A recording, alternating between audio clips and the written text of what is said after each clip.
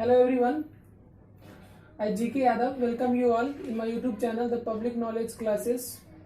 My dear viewers, today we have session 9, What Power Made Easy Normal Lewis. We are going to learn origin and related words. अगर आप इस session को अच्छे से समझना चाहते हैं तो बाकी के जितने भी पीछे सेशन है उन सब सेशन को देखिए तो आपको ज़्यादा समझ में आएंगे, ऐसे भी आपको समझ में आने वाला है। सो मैं चाहता हूं कि अगर आप चीज़ों को अच्छी तरीके से समझना चाहते हैं तो पीछे के जितने भी सेशन है उसको बारीकी से आप देखें और चीज़ों को आसानी से समझें।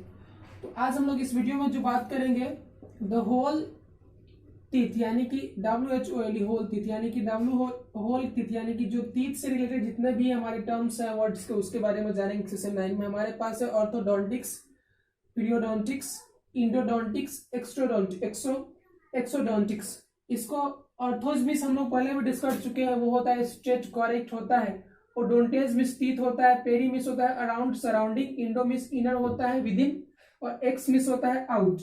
तो आप देख सकते हैं ये सारे के सारे डेंटिस्ट ही होते हैं, दांतों के ही डॉक्टर होते हैं, यानी कि दांतों से यानी कि टीथ से रिलेटेड जो भी एलिमेंट्स होता है, बीमारी होता है, समस्या होता है, उनको ये देखते हैं।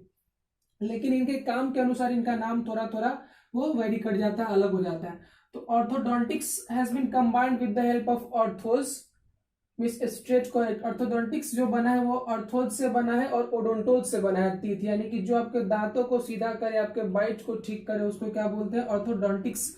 ऑर्थोडोंटिक्स इज अ साइंस है, ये साइंस है, एक एब्स्ट्रैक्ट नाउन है, क्योंकि जिस भी शब्द के लास्ट में ICS आता है ना वो एब्स्ट्रैक्ट नाउन टर्म्स होता है, स्पेशलिटी होता है, यानी कि speciality of tooth straightening is called orthodontics. Speciality of tooth straightening is called orthodontics. जो स्पेशलिस्ट होता है उसको ऑर्थोडोंटिस्ट बोलते हैं। और इसका एडजेक्टिव फॉर्म क्या होगा? सिर्फ एस हटा दीजिएगा इसमें से ना तो एडजेक्टिव फॉर्म इसका हो जाएगा। अब बात करते हैं periodontics. Periodontics is the speciality of gums. Gums means क्या होता है? यानी कि जो हमारा मसूडो होता है ना, गम्स, पीरियोडोंटिक्स। पेरी मीन्स क्या होता है? अराउंड सराउंडिंग, यानी कि दांतों के आसपास क्या होता है? गम्स ही होता है, मसूडे होते हैं। तो जो speciality of gums is called periodontics, यानी कि जो गम्स का स्पेशलिटी होता है उसको पेरियोडोंटिक्स बोलते हैं। और जो स्पेशलिस्ट होता है इसमें जिसको महारत हासिल होता है, एक्सपर्टीज हासिल होता है, उसको बोलेंगे पीरियोडोंटिस्ट बोलेंगे। और इसका एडजेक्टिव फॉर्म क्या होगा? पीरियोडोंटिक होगा, यानी कि जिसके लास्ट में IC होता है वो एडजेक्टिव फॉर्म होता है, एस जुड़ जाता है तो वो नाउन फॉर्म हो जाता है, और IST तो आप जानते हैं कि कॉमन नाउन से फिक्स होता है, वो कॉमन नाउन बनाता है। अब बात करते हैं इंडोडोंटिक्स। इंडो को पहले जानिए। इंडो मीन्स होता है इनर विद इन, यानी कि आपके दांतों के अंदर क्या होता है, दांतों और मसूड़ों के अंदर जो भी समस्या होगा ना उस स्पेशलिटी को इंडोडोंटिक्स बोलते हैं, क्योंकि endodontics has been combined with the help of endo. Endo का मीनिंग होता है इनर, विद इन, और ओडोंटोज में स्थित होता है, यानी कि आपके दांतों के अंदर क्या होता है? पल्प। पल्प मिस होता है गुद्दा, जो भी मांस हम बोल सकते हैं।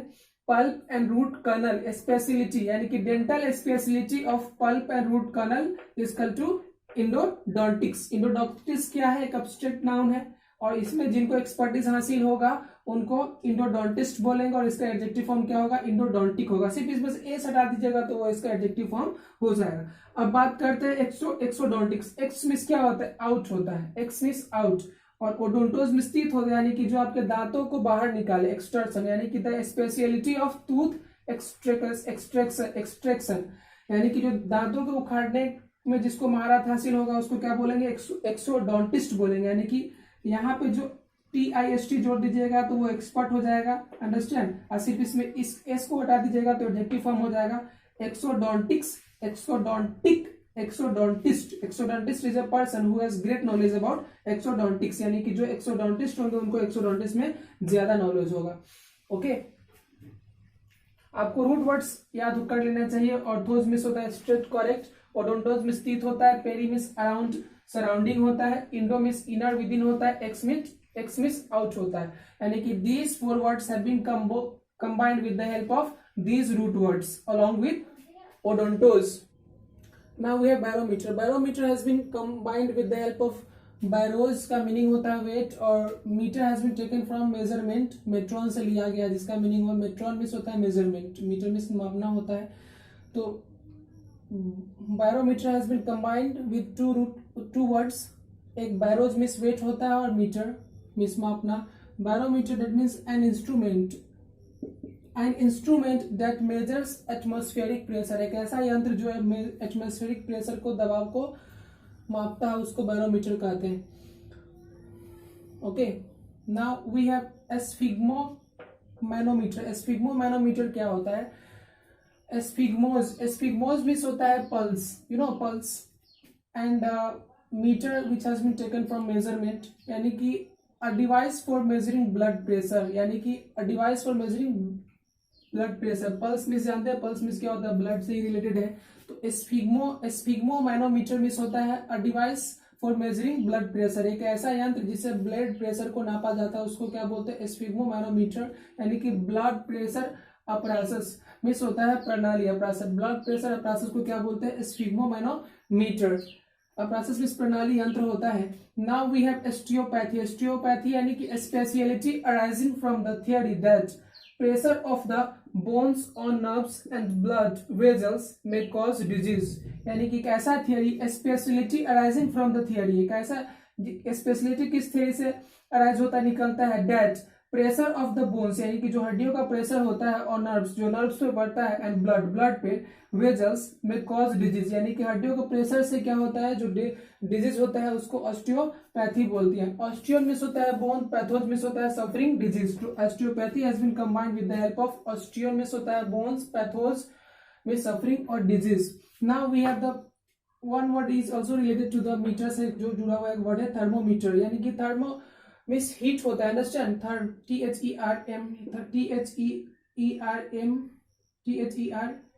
इसका मीनिंग होता है heat, HEAT, heat.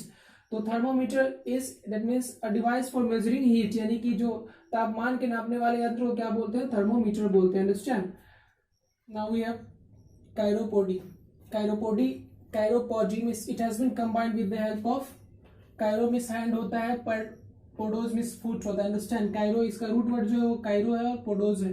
कायरोपोडी that means treatment of minor ailments of the foot, यानी कि जो आपके फुट में कोई भी माइनर एलिमेंट्स होंगे, डिफॉर्मिटीज होंगे, उसको ठीक करने के ट्रीटमेंट को क्या बोलते हैं? कायरोपोडी बोलेंगे। और जो इसमें एक्सपर्ट होगा उसको कायरोपोडिस्ट बोलेंगे, और इसके एडजेक्टिव फॉर्म को क्या बोलेंगे? कायरोपोडिक बोलेंगे। So my dear viewers, I am not writing the entire related words of chiropody because I have already mentioned that the word that ends with IC, जो शब्द IC से इंट होता है वो एडजेक्टिव होता है, जो IST से होता है वो कॉमन नाउन होता है, और IC से जो होता है वो क्या होता है? एडजेक्टिव होता है, और CS लग जाता है ICS में तो वो क्या भी ऑब्स्ट्रैक्ट नाउन हो जाता है, और जिसके लास्ट में Y होता है वो भी ऑब्स्ट्रैक्ट नाउन होता है, जैसे ऑनेस्टी, डिसऑनेस्टी आप जानते हैं, क्लेवरी, ब्रेवरी आप जानते हैं। तो chiropody treatment of minor ailments of the foot, यानी कि जो आपके फुट में माइनर एलिमेंट्स होंगे ना, उसके ट्रीटमेंट को कायरोपोडी बोलेंगे, और जो एक्सपर्टीज जिनको हासिल होगा इस कायरोपोडी में, उनको कायरोपोडिस्ट बोलेंगे। इसका एडजेक्टिव जो होगा वो कायरोपोडिक होगा। अब देखिए हमारे पास क्या है? Octopus. Octopus has been taken, octo का मीनिंग होता है 8, अंडरस्टैंड? ऑक्टोपस यानी कि 8 आर्म्ड सी क्रिएचर, यानी कि ऑक्टोपस क्या होता है? 8 आर्म्ड, यानी कि 8 आर्म्ड वाले सी क्रिएचर, समुद्री क्रिएचर होते हैं, उनको ऑक्टोपस बोलते हैं। अब हमारे पास है प्लेटिपस। प्लेटिपस मीन्स होता है egg laying mammal with webbed feet. Platypus यानी कि प्लेटी जो है, इसका जो मीनिंग होता है वो होता है फ्लैट। फ्लैट मतलब चपटा, यू नो, एकदम फ्लैट मीन्स चपटा होता है। प्लेटी का मीनिंग होता है चपटा, एकदम फ्लैट।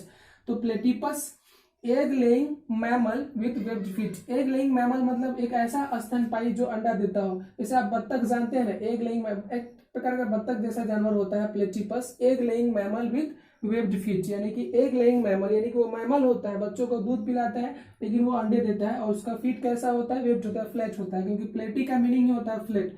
अब हमारे पास है podium. Podium has been combined with the help of podos. Podos means क्या होता है? आप जानते हैं कि फुट होता है, और पोडियम होता है स्पीकर्स प्लेटफॉर्म, यानी कि एक ऐसा जगह जहां से स्पीकर खड़े होकर के बोलते हैं, उसको पोडियम बोलते हैं। Now we have chiropractic. Chiropractic आप जानते हैं कि कायरो मींस क्या होता है? हैंड होता है। कायरोप्रैक्टिक यानी कि maintenance of integrity of the, देखिए मेंटेनेंस मींस जानते हैं आप, देख रेख ऑफ इंटेग्रिटी। इंटेग्रिटी मींस होता है अखंडता, किसी भी चीज की अच्छाई को, यानी कि जो वस्तु स्थिति को इंटेग्रिटी बोलते हैं।